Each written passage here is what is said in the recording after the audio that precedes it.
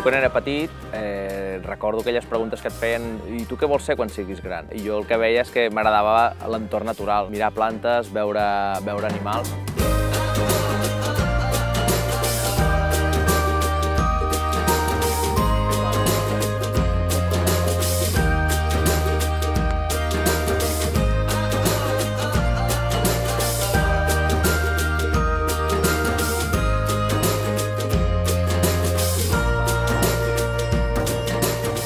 Quan érem jovenet, quan érem monitor de l'esplai, portàvem els nens i nenes a tombar, vèiem el riu, veien la situació i, de fet, ni es plantejaven que allò pogués ser un riu, perquè nosaltres mai li havíem vist baixar aigua, perquè era un camí de terra amb 4 canyes i 4 arbres.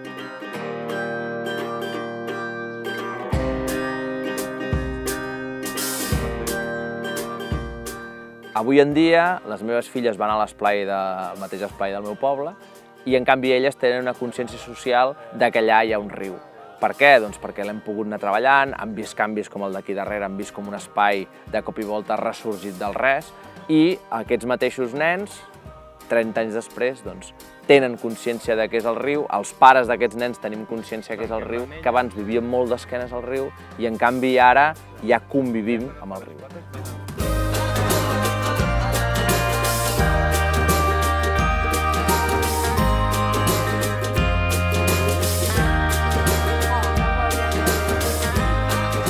Evidentment ha millorat i molt, animals, plantes diverses han retornat en aquests trams de riu, però també socialment hi ha hagut una evolució de la gent altra vegada cap al riu.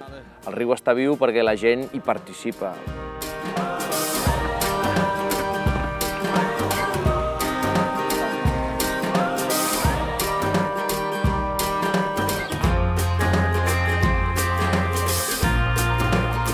El cas del Gaià no és únic, hi ha molts rius en els quals tenen una manca de cabal a partir de la construcció d'un embassament.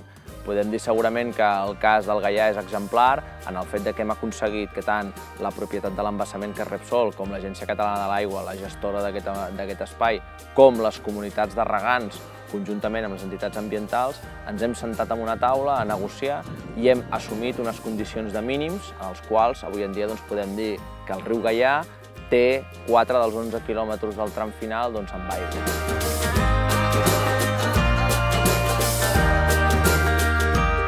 S'ha de continuar treballant perquè aquests primers passos que hem anat fent durant els darrers temps realment puguin fer que algun dia el riu Gaià arribi fins al mar.